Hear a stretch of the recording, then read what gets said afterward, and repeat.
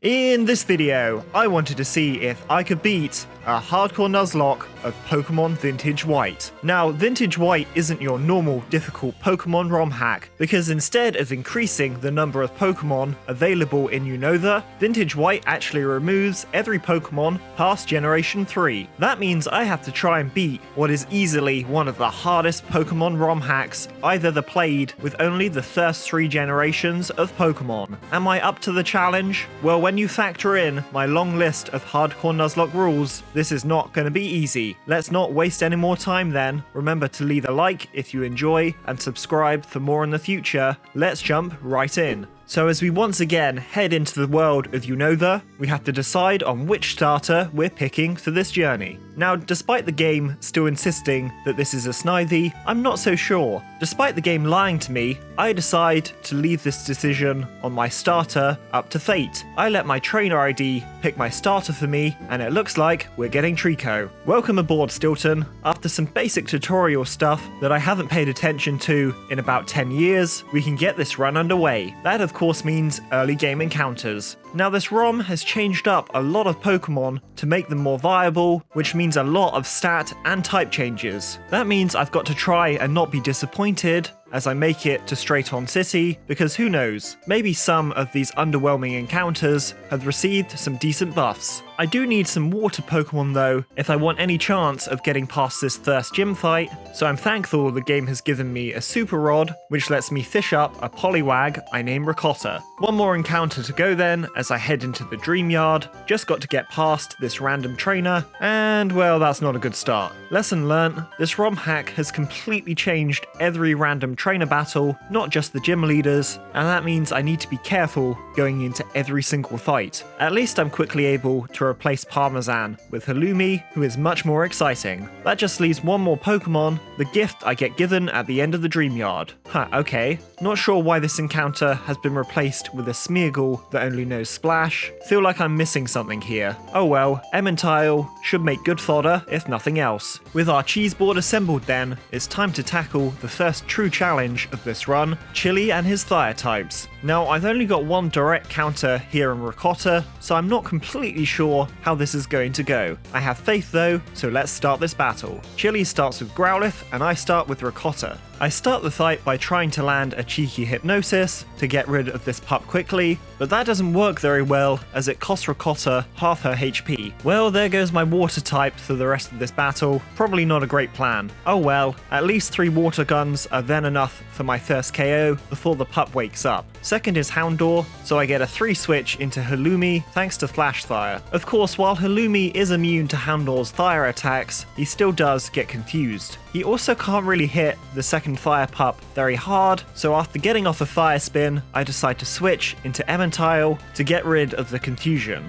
Emmentile does the only thing he really can do, which is die. What a life. This at least lets Halloumi come back in and get confused again. Well, just really need Halloumi to not hurt herself here then. Great. To make matters worse, what damage Halloumi does get off is mostly cured back by a berry. This isn't going super well. I decide that Halloumi should have gotten the pup low enough to where Ricotta can finish it off with a water gun, but my tadpole is quickly taken down before I can land an attack. A lucky crit from Stilton does stop Houndour completely wiping my team, but I've taken way too many hits to get through this at this point, and Torchic proceeds to end attempt 1. Well, that first attempt was humbling, if nothing else. Honestly, I didn't really plan that very well at all. Wasting my 1 water type against Chili's only fire type that didn't have any fire attacks was stupid, and so was trying to land so many Hypnosis. Oh well, only attempt 1, smooth sailing from here, I'm sure. So attempt 2 starts off much better than attempt 1, as I'm able to keep all of my encounters alive before this first gym fight, and I'm able to find 2 powerful water types that should help me get through this battle, a Squirtle and a Staryu. With my new squad of Pokemon assembled then, let's try this again. Chili once again starts with a Growlithe, and I decide this time to start with Halloumi the Staryu. An Oran Berry means I can't KO the Fire Pup after 2 strong water guns, but any damage I take can be healed with Recover. After healing Halloumi to near full, I can then simply get off 1 more water gun for our first KO. Good start. Second is Houndour, and Halloumi is such a beast, I can easily deal with this second pup like I did with Growlithe.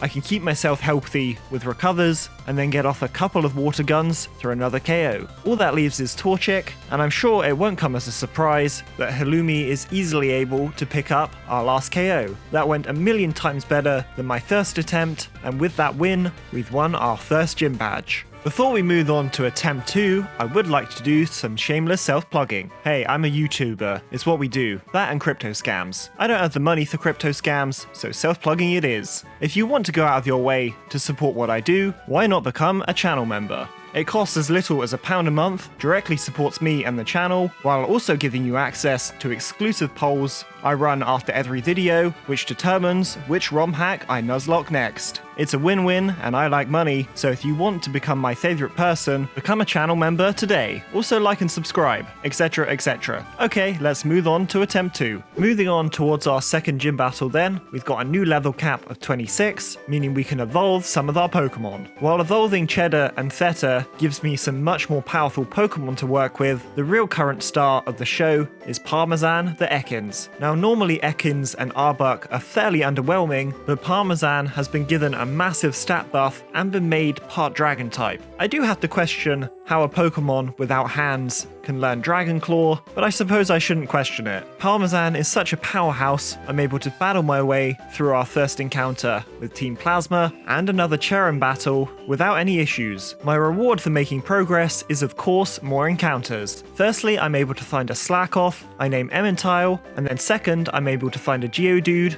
I name Mozzarella. These should both be very strong additions to my ever-growing roster. Before I'm able to carry on though, I do have to deal with Team Plasma again, and for what is a completely forgettable battle in the base game, this one looks like it might be slightly tricky. So the Plasma Grunt starts off with Quillfish, which has been given a fairly decent buff, but I start with my overpowered Dragon Snake, who should be a good counter. Even with how strong Parmesan is, a Resisted Revenge and Poison Jab hit pretty hard, but thankfully a Berry cures a lot of the damage back, and then I can KO with my handless Dragon Claws. Second is Coughing, who goes down to 2 more Dragon Claws. Now, you might be wondering, Psyduck, that didn't seem hard at all. Well, the real problem with this Plasma encounter is that I'm immediately thrown into a double battle with Cheran with no heals in between. So now I'm facing Drowsy and Haunter, while I start with Parmesan again and Cheran's Spicy Chicken. A crunch from Parmesan does good damage into the Drowsy, while my rival's starter takes both of the incoming attacks. Perfect. I then continue to get lucky, as once again, both of the Grunt's attacks go into Combuskin, leaving me safe to KO the Drowsy. Next is Spoink, who is actually pretty threatening, shockingly. Now, despite the threat from this little pig's psychic attacks, it's still worth me taking the risk here and removing the Haunter from the field, so I go through a crunch for the one-shot. Right, now just have to survive a Psybeam. Okay, we're fine. Up next is Houndour, and I clearly can't stay in anymore. Time for Rakotta to say goodbye then. I am enjoying the fact that Smeargle is literally just showing up in these attempts to die. Poor Smeargle. Anyway, thanks to Rakotta being a bitch, I can get Theta in for 3. Before Theta can attack, he's hit by a Psybeam that actually he tanks really well.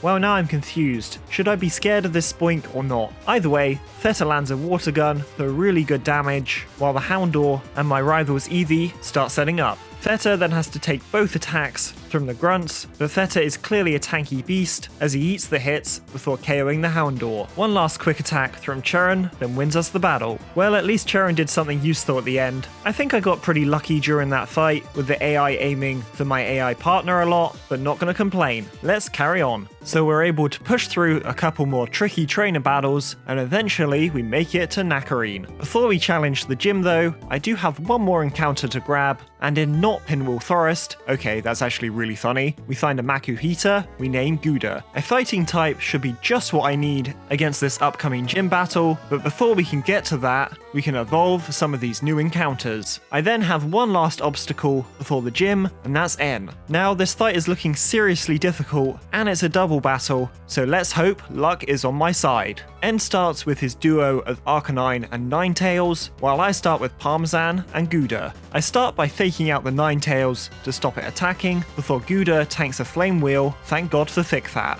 A Poison Fang from my favourite snake then does really good damage into the Ninetales. On the following turn, a Flame Charge and Flame Burst do a lot to my tanky sumo, but the most annoying part of those attacks is that Gouda gets burnt. Well, that's one Pokemon crippled, great. If nothing else, a Poison Fang and Force Palm very nearly finish off the Arcanine. Despite those hits into Gouda, I should be fine to stay in, so after taking 2 more weak attacks, I'm able to pick up a double KO. Next is the very annoying duo of Executor and Hitmontop. Now Hitmontop is fine by itself, but the Psychic Plant is a real problem for my current team to deal with. You may be asking why I didn't bring a better counter for this eggplant then. Well, I actually don't have one. You don't get a lot of encounters in black and white. Just have to deal with the hand we've been dealt, and I decide to double switch into Mozzarella and Stilton. This switch nearly works very well, as Brick Break goes into Stilton, which does next to nothing, but unfortunately, my bug then takes a psychic attack that very nearly knocks him out. Ouch. I'm hoping that maybe both incoming attacks will now go into my bug, so I protect to return, and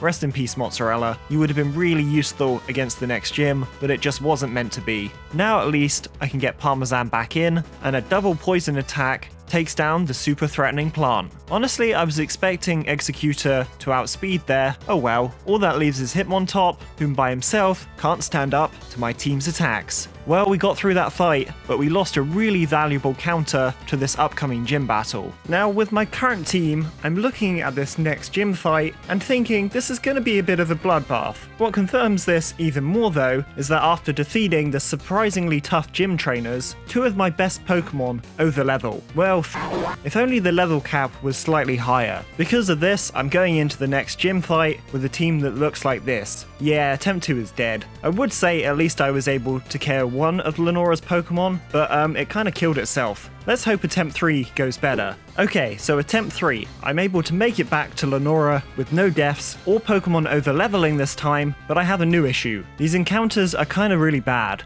Gonna have to hope luck is on our side then, as Lenora once again starts with Lickitung, and I start with Theta. I've started with Theta here, as he's my only Pokemon with Protect. I'm hoping I can get lucky and have this ugly licky thing explode, and that actually works. Good start. Second, the ender of attempt 2 comes out, Girafarig. I decide to stay in here and take a nasty Psychic before Theta hits back with a bite that actually doesn't do a lot, thanks to a berry. All part of the plan though, because with the berry gone, I can switch into Parmesan for 3 and then KO with a Sucker Punch. Third for Lenora is Vigoroth. Now this monkey could be annoying thanks to Yawn, so gotta be careful here. I decide that my best bet to play around Sleep Spam is to use my tankiest Pokemon that should be able to deal with Sleep for a couple of turns. I decide then to switch into my chunky boar, Gouda. Nice bit of luck there with that miss, and the monkey misses again. My luck then continues, as on the following turn, Gouda only has to take a weak Retaliate, and then one more Bulldoze takes a third KO. Going well so far, 3 down, 3 to go. Up next is Kecleon, who is now part Ghost type. This shouldn't be a problem for a strong Dark type though, so I send in Parmesan, and holy okay, wasn't expecting Kecleon to go to Brick Break there. I don't think giving a Pokemon in the second gym perfect coverage to all of his weaknesses is really needed, but hey, Parmesan survived somehow. A second Sucker Punch is then enough for another KO. Fifth for Lenora is her ever terrifying Slaking. Now normally you could just cheese this with Protect, but this monkey, instead of Truant, has Slow Start. That means I have 5 turns to KO before I'm probably wiped. If only I had a fighting type. Thankfully I still have Gouda, who is able to tank Brick Breaks. What's slightly worrying is the fact that a gem boosted Rock Smash is doing next to nothing. My best bet then is hoping for defense drops, it can heal. Boys, I hate to say it, but I think we're especially because after 2 more attacks that are simply healed away, the monkey stops around and is now free to use its full power. Bye Gouda, you tried your best. 5 Pokemon left, let's see if we can make anything happen here. So surprisingly, Stilton is able to tank a Brick Break, and this lets my Ferret survive long enough to give us a fighting chance thanks to a defense drop. That was so huge, as it allows Growthile, who hasn't been given a nickname for some reason, to outspeed and finish off the monkey before it gets off any more heals. That was incredibly lucky, but we're almost through this. All that's left is this overgrown cat. 4v1, easy, right?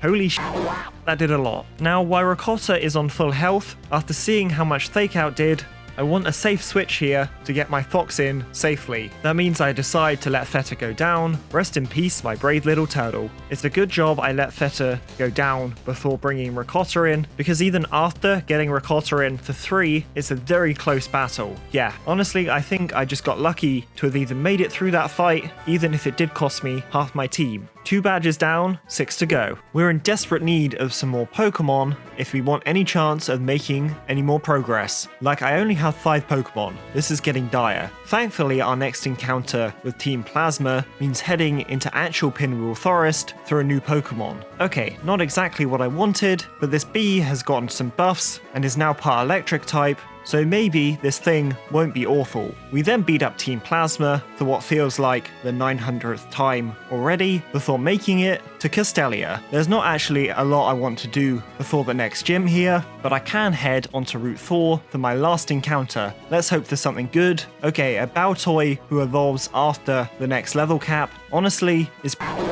not a lot I can really do about that though. It's then time to confront Team Plasma again, because they really don't know when to piss off. At least that didn't take very long, meaning we're already at our 3rd gym battle. Now, I really don't have any options for team building going into this fight due to lack of encounters, and that means I have to come up with a plan with what I've got, and I actually think I've come up with a decent one. It's very complicated though, so make sure you're paying attention. Berg starts with both his bees, while I start with Ricotta and Bree. Now here's the plan. You ready? I spam my fire move while going through a helping hand. I then do it again, and again, and again. Well, that got rid of the bees and did a lot to Dustox, but of course, now Bree is super low, so that no longer works. Luckily, Bree also has Protect, meaning I can keep him safe while baiting both attacks and get off another fire attack to hit the Yangmega really hard and pick up a KO on the Dustox. Next is Scizor, so shockingly, I'm going for the fire attack again. I do need a safe switch here though, and yeah, sorry Halloumi, you really can't show up in this video without immediately dying, can you? Now though, I can bring Bree back out, bait both attacks, which means safely KOing the Scizor. All that leaves is Heracross, which means I've won. I can switch Bree out for Wensleydale, and then get off 2 more attacks for the victory. Ridiculously straightforward gym compared to everything else in the game so far. Really needed that break. Thanks Berg.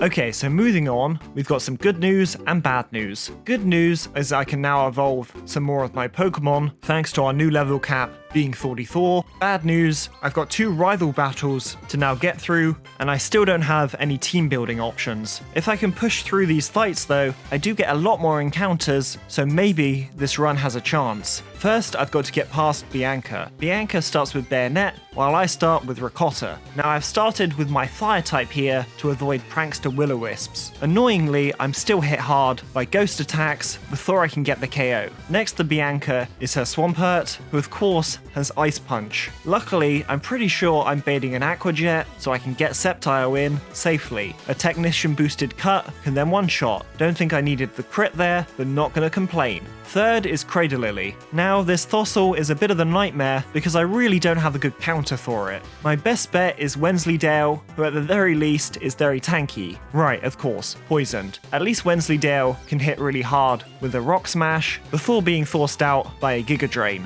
I'm hoping Mozzarella can maybe pick up the KO now though. I hate healing moves. Thanks to Recover and Poison, Mozzarella can't get any lasting damage on this stupid plant, and I'm forced to switch again. Right, carrying on like this and I could be in trouble. Let's hope Parmesan can do slightly better. Okay, thank God that thing's down. My team is really beat up at this point, and now I've got to deal with Typhlosion. One advantage I have here though is Choice Specs. Choice Specs mean, after a Protect, Typhlosion is now locked into Flash Cannon. That means I'm safe to switch into Wensleydale. Yeah, I don't know what's going on with the nicknames in this attempt either, and KO with a Mud Bomb. Right, that was a bloody close fight, but we made it through with no deaths. Of course, it's out of the frying pan and into the fire, because now I've got a double battle against Charon. Still no options for team building, so let's just hope we can push through without too much trouble. Charon starts with Flareon Glalie, while I start with Ricotta and Sceptile. Now I know that my Grass Dragon is baiting at least an ice attack here, so I go through a Protect that works really well as it takes both attacks. A gem boosted Incinerate then does really good damage into the Glalie and chip into the Flareon. I do now need a switch, and yeah, my options aren't great. I decide on Wensleydale, who at least is a good counter to Flareon. I do have to take a nasty Ice Shard on the switch, but then another Incinerate takes down the Ice type. Right, now should be able to take a Gunk Shot really well here. Ah, Poison. Right. Well, now I'm in a bad position as the always scary Snorlax comes out, so I think my best option is to go through a double switch to Parmesan and Wensleydale. Ursaring, not Claydol. On the switch, I take a stupidly hard Flame Charge from the Flareon, and the only reason I don't lose Ursaring here is because Snorlax goes for a Shadow Claw. Ouch. Taking some fairly big hits so far, and I've only gotten 1 KO. Things don't improve much on the next turn either, as I decide to let Wensleydale go down to get a 3 switch. A gem boosted Crunch then does a huge amount into the Snorlax, but then of course I'm hit back for massive damage with the Body Slam that also paralyzes. This is not going well. Let's hope Mozzarella can pick up the slack. There's a really high chance Parmesan is baiting both attacks here, so I go through a Protect, which lets me safely get off a Thunderbolt into the Flareon, finally KOing the fluffy monster. Right, now just need to carry on with that momentum as Blaziken comes out. I obviously can't leave Parmesan in here, so I decide to switch into Ricotta. The reason for this is that I don't have a safe switch through a fighting type attack, but there's a chance that maybe Blaziken will go through a fire attack as it sees the KO with both moves. I have to roll the dice at this point. Well, at least Ricotta survived and got paralyzed again. This is going so well. Not a lot I can do about that now though, other than Protect through a turn and try to get off what damage I can with Mozzarella. Okay, no Protect. At least Thunderbolt does a lot before Ricotta finally falls. Rest in peace, Ricotta. You were the only reason I made it this far. At least it's not all bad, as I don't have to take an attack from Blaziken this turn. Right, I need Blaziken to be gone like yesterday, so I go all in with Sceptile and double up into the Kung Fu Chicken. Perfect. A Thunderbolt then does good damage into the Snorlax. Right, this is going to take a while. At least we should be in the clear here to get through this fight without any more casualties.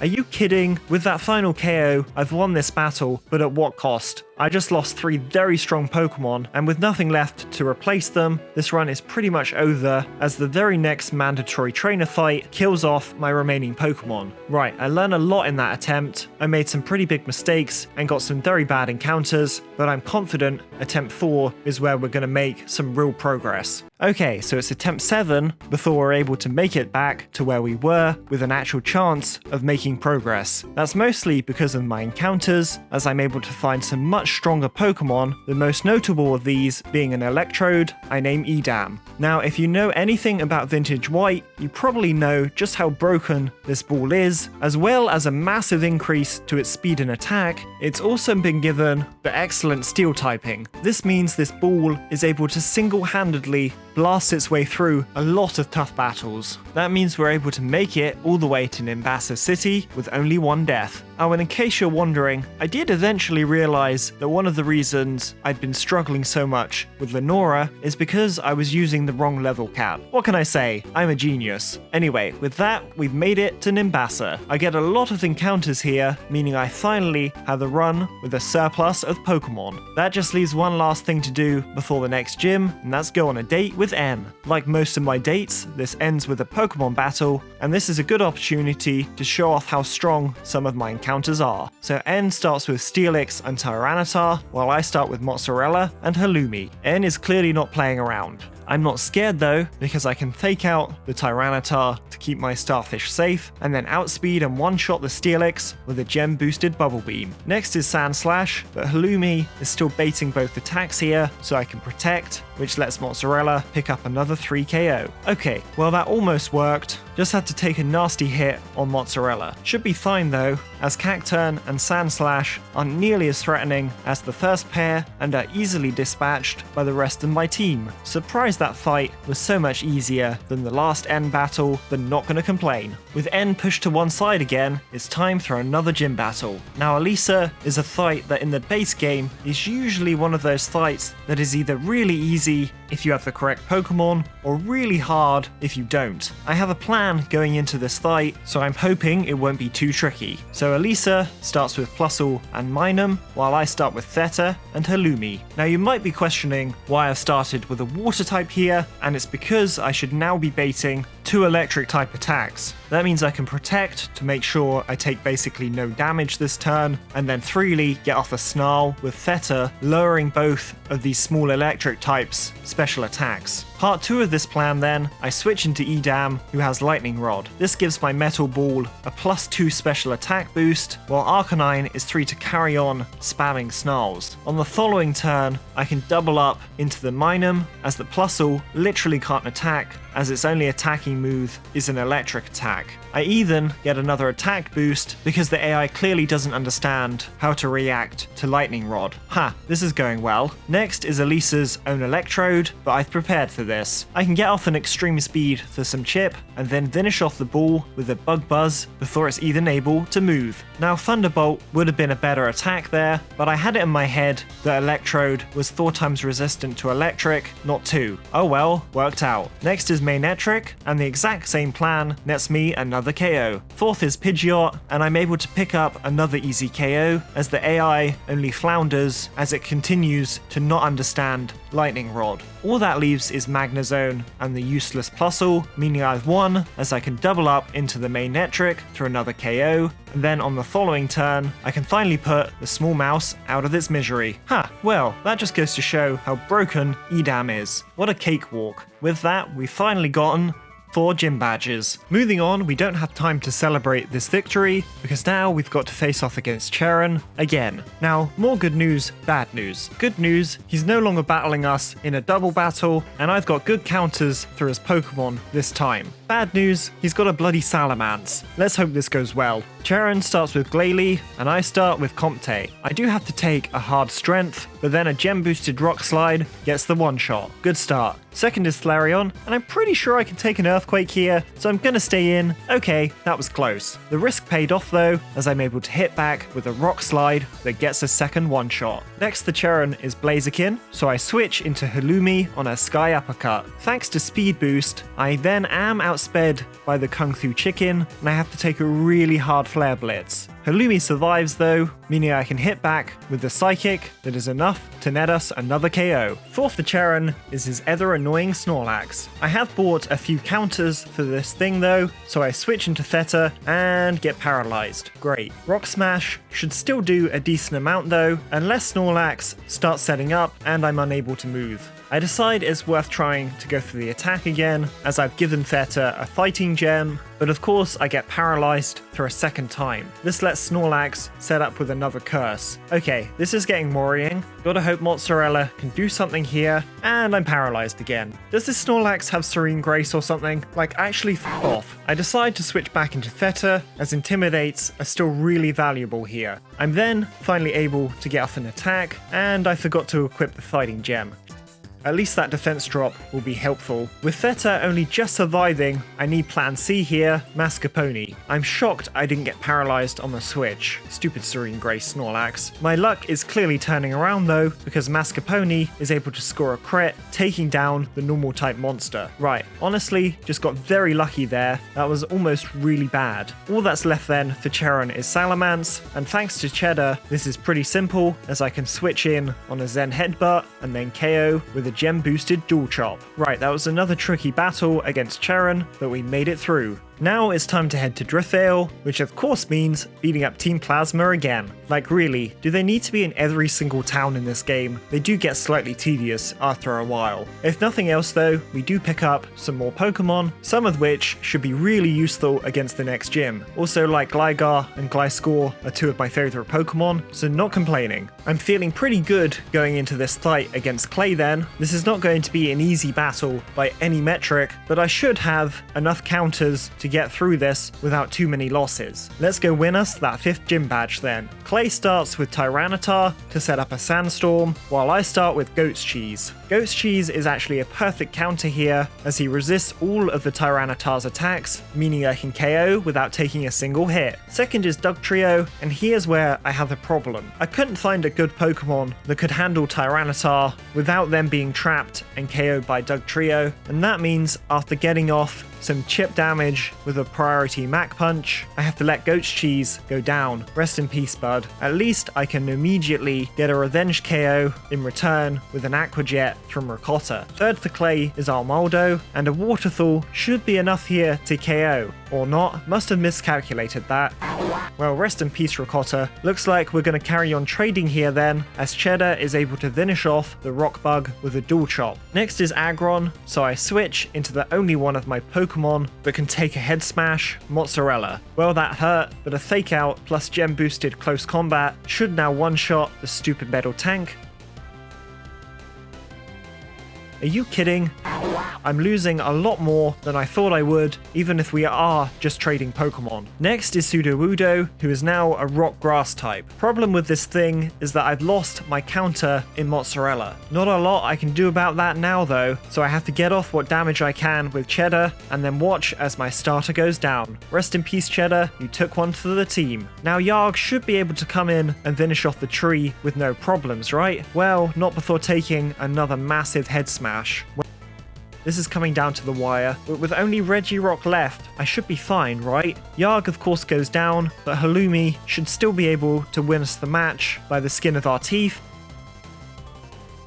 Well, that's just rude, especially because the Regirock then starts going through recovers, meaning I physically can't win. Well, what a way for such a promising run to end. Honestly, had we gotten even a couple of points difference in those damage rolls, we might have made it out. With that, this video comes to a close, but I'm determined to beat this thing. This ROM hack has been kicking my ass, if I'm honest, but I will come out on top. That's gonna have to wait till next video though. Thanks for watching, guys. Remember to like and subscribe if you enjoyed, and become a member if you really want to go out of your way to support me. I'll see you in the next one, where we will beat this Nuzlocke.